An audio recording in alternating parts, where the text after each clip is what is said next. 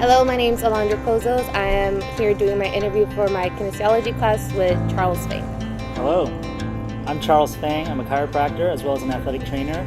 I'm a qualified medical examiner as well as a certified strength and conditioning specialist. All right, Dr. Feng, can you tell us a little bit about your educational career? Very good. I started my undergrad at UCLA, and my first major was microbiology and molecular genetics. After 3 years, I found out that my true calling was working with people, so I added a major called physiological sciences because it allowed me to work with athletes as well as non-athletes, and a lot of the things that I learned was through my internship as an undergrad. I got involved with the UCLA sports program, the sports medicine program, which was tied in with the athletic training department. And that's where I devoted 3 years of my undergraduate career in learning about injury care, and even to this day, I use a lot of stuff that I learned as an undergrad.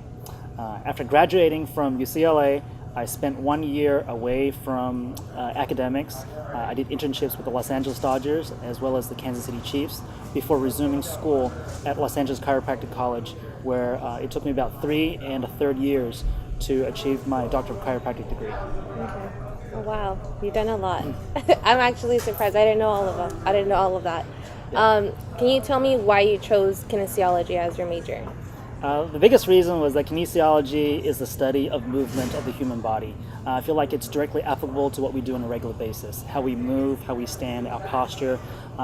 As functional beings, it's very important to understand how we are put together, how we're constructed. So to be able to take care of people that are not functioning correctly, people with injuries perhaps, degenerative changes of the spine as well as the extremities, those things can be best treated when you understand how the body works. So I knew early on that I loved sports and active lifestyles, and I wanted to be able to help people get back to an active lifestyle, and to be able to understand how the human body works and what we can do to restore some of those functions was very important to me, and kinesiology was the most appropriate choice for that. Yeah. So as a chiropractor, what are some of the negative things that you face? I think the most undesirable part of my job is insurance and paperwork, writing reports, and we take all sorts of different insurances at our office, and a lot of times it requires us to be able to get authorizations and appeals and that sort of stuff. Getting away from patient care typically is the worst part about my job, but it's a necessary aspect of the healthcare system that we're in. Okay, and what about positive? Positive is to be able to see somebody come in limping and then essentially walk out or jump out of my office, to be able to restore their aches and pains in a relatively short period of time. A lot of times we know how a patient's going to respond even with a few treatments. Sometimes it'll just take one treatment. Sometimes it takes just a handful of treatments to kind of know what the prognosis is and how they're going to respond with the care that we give them. If a patient doesn't respond the way that we want, we'll change our protocol to be able to give them a chance to kind of restore how they were before that particular injury. And to be able to see that such a quick transformation is one of the most rewarding experiences that I can have as a person. Yeah. Is there anything you would change about your job as a chiropractor? Not that I haven't changed already. So when I first started, I devoted 5.5 days. I worked Monday through Saturdays, sometimes even full days on Saturdays to be able to build up my practice. After a couple of years, I was able to take a couple of days off, a week, and now I dictate my own schedule to the point where, as a father of 4 kids, we spend a lot of time hanging out with my family and balancing life work, and I think that's very important to me. So to be able to be in control of my own schedule as a self-employed practitioner has really given me the ability to be able to spend as much time as I want at work, and also spend as much time as I want as a family member. Yeah.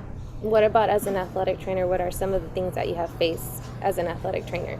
Yeah, so early on in my career, we worked with the Division I team as well as professional teams, and that was a lot of fun. However, with that type of spotlight, there's also a great deal of commitment to that particular team. So a lot of the personal things that we have planned really gets thrown out the window. The number one priority is to take care of the team and the teammates. So as an athletic trainer, we put in countless hours of hard work. A lot of times it's behind the scenes stuff, prepping for games, prepping for traveling, writing injury reports, making sure our paperwork's in order, and just getting ready to take care of the athlete.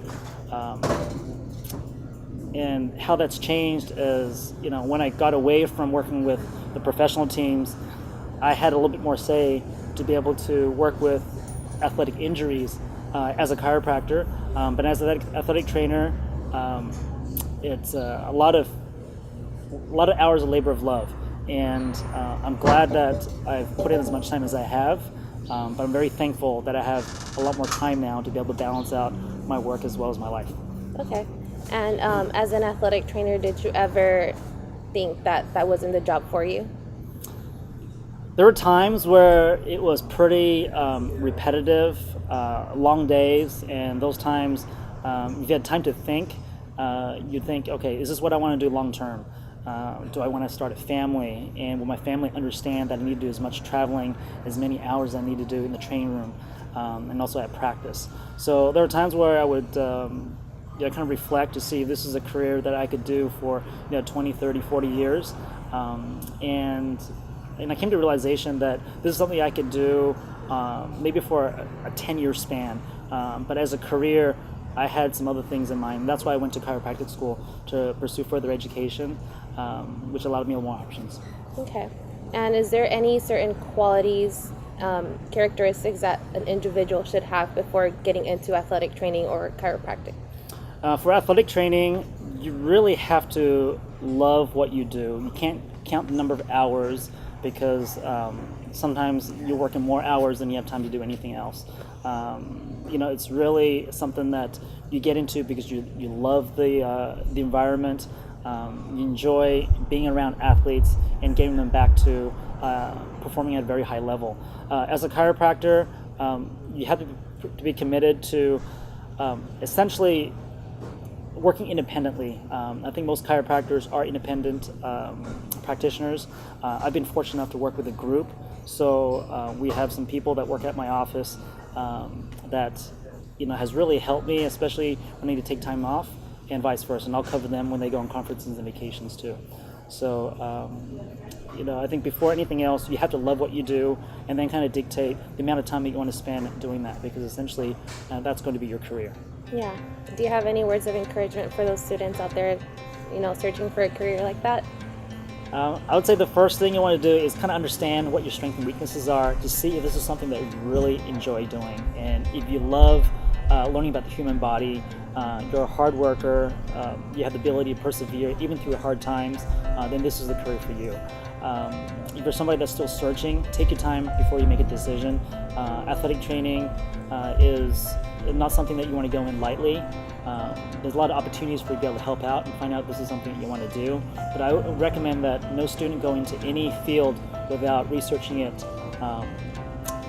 spending a lot of time really kind of understanding the hours, the commitment, and it's always helpful to be able to work in an environment where you're alongside the profession that you think that you want to pursue. So work with a chiropractor, a physical therapist, a doctor, athletic trainer, whoever it is that you think you want to emulate. So there's no substitute for direct hands-on experience with that profession that you love. All right. Well, thank you so much for your time. It was a pleasure. It was great speaking with you, and this concludes my interview.